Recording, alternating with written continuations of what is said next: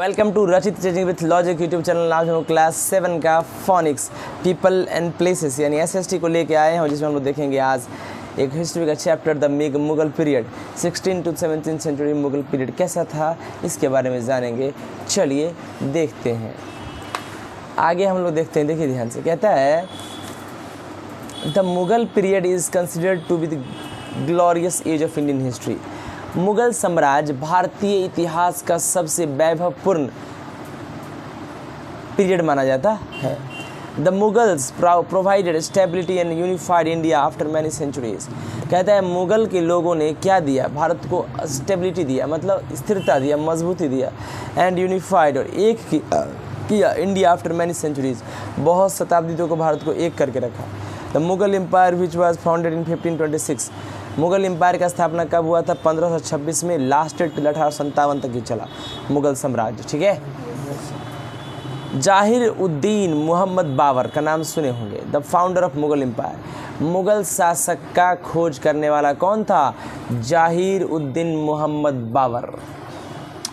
Babar was the first Mughal emperor in India. भारत का पहला मुगलों का शासक के रूप में पहला शासक कौन था? Babur. He was descendant of mixed Turkish and Mongol tribes. वो तुर्किश और मंगोल ट्राइब्स दोनों का, समझ लो उसके मतलब दोनों का कॉम्बिनेशन था। क्या था? कॉम्बिनेशन था।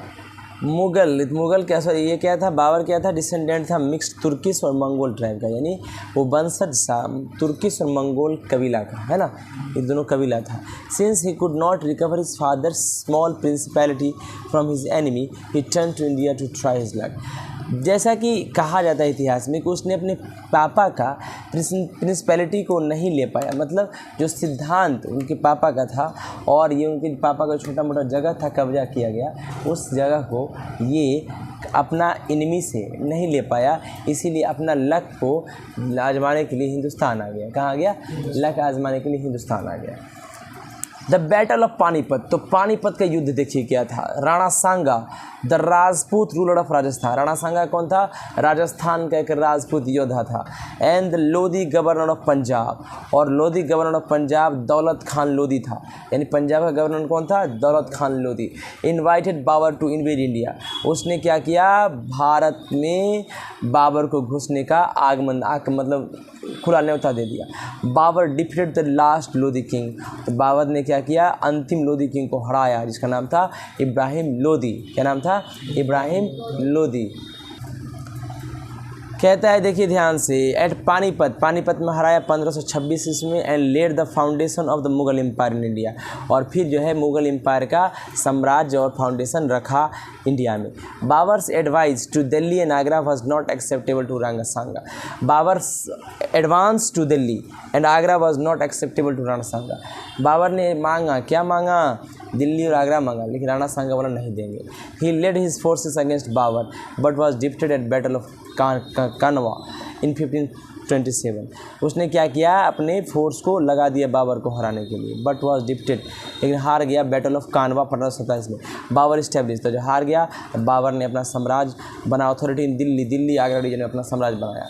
ही defeated the Rajput and Chanderi. उसने राजपूत को हराया चंदेरी में 1528 में।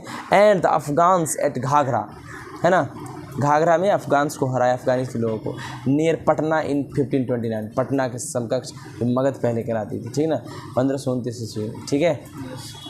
देखिए मुगल मिलिट्री कैंपेन्स। मुगल का मिलिट्री कैसा था? बाबर पहला मुगल एम्परर था, succeeded to the throne of Ferghana in 1494 when he was only 12 years old. कहता है एक फरघाना एक जगह था, वहाँ पर 1494 में बाबर 12 साल की उम्र में ही वहाँ पर गद्दी पर बैठ गया, मतलब वहाँ का राजा बन गया। He was forced to leave his ancestral throne due to invasion of another Mongol group, the Uzbeks. कहा जाता है उसको ज़बरदस्ती किया गया कि भाई ये जो थ्रोन है, जो तुम गद्दी प्राप्त किए हो, सिंहासन, इसको छोड़ दो, है ना।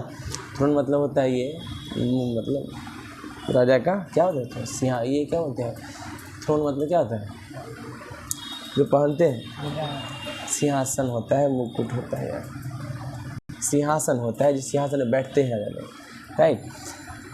और कहता है invasion of another Mongol group, और मंगोल ग्रुप भी वहाँ पे मतलब इन्वेज मतलब अंदर घुस गया था, इसको मारा था, मतलब उज़्बेक्स जो कहलाते थे, इन्वेड कर गया मतलब घुसपैठ कर गया था। After years of wandering he seized Kabul in 1504, बहुत दिनों तक घुमा, फिर अंत में 1540 में इसने काबुल वाली जगह को सीज कर लिया, अपने कब्जे में कर लिया।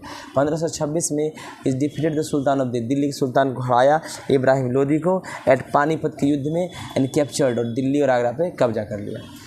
ठीक है, देखिए Mughal army on campaign. Table 1 charts some of the major campaign of the Mughals. Table 1 का चार्ट बताता है कि कुछ कैंपेन किसके द्वारा, मुगलों के द्वारा किया गया था उसके बारे में। ठीक है, स्टडी इट केयरफुल्ली, इसको अच्छे से पढ़िए and C if you can notice any long term pattern, और देखिएगा अगर कोई लॉन्ग टर्म पैटर्न है उसको नोटिस आप कर सकते हैं। You will notice for example भी देखिए यहाँ ध्यान से। That Afghans were an immediate threat to the Mughals, Afghan जो था इमीडिएट थ्रेट, धमकी था मुगल्स के लिए। Note the relationship between the Mughals and the Ahoms, Mughals और अहोम्स के बीच का जो रिलेशनशिप उसको नोट कीजिए। सिख का भी नोट कीजिए, एंड मेवाड़ एंड मारवाड़ के बीच का भी रिलेशनशिप को नोट कीजिए।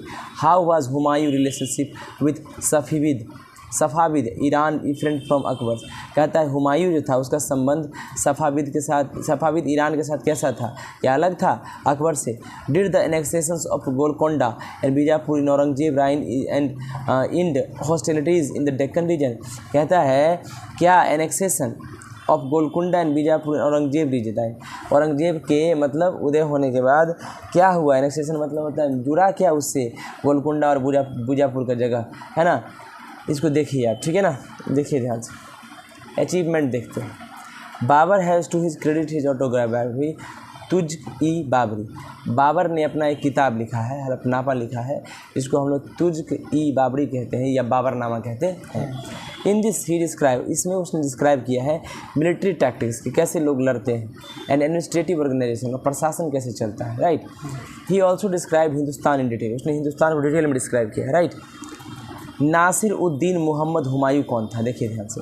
हुमायूं सक्सीडेड बाबर, हुमायूं बाबर को हरा दिया 1530 में, 23 साल की उम्र में। He found himself surrounded by enemies, वो खुद को चारों तरफ से दुश्मन से घिरा हुआ पाया।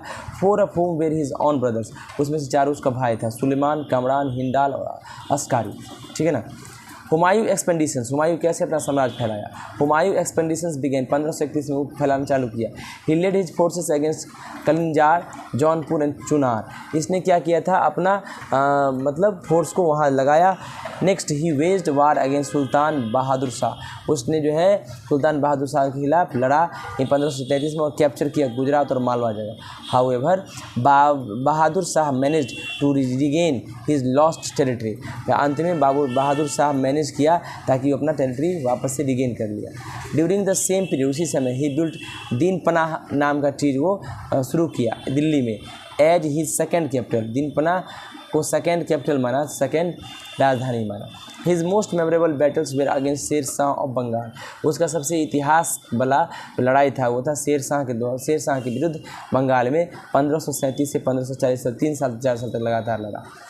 After 10 years of intense struggle, 10 साल के संघर्ष के बाद Humayun was force to leave India, Humayun को फोर्स किया गया कि इंडिया छोड़ के जाओ, मतलब भाग जाओ। After being defeated and lived in exile in Persia, फिर जो है वो क्या हुआ, हार गया और पर्सिया नाम के जगह में वहाँ पे नज़रबंद, एग्जाइल मतलब छुप के रहा 15 साल तक। द किंग ऑफ पर्सिया, जो पर्सिया का राजा था, Shah Tahmasp was his friend, उसका दोस्त था।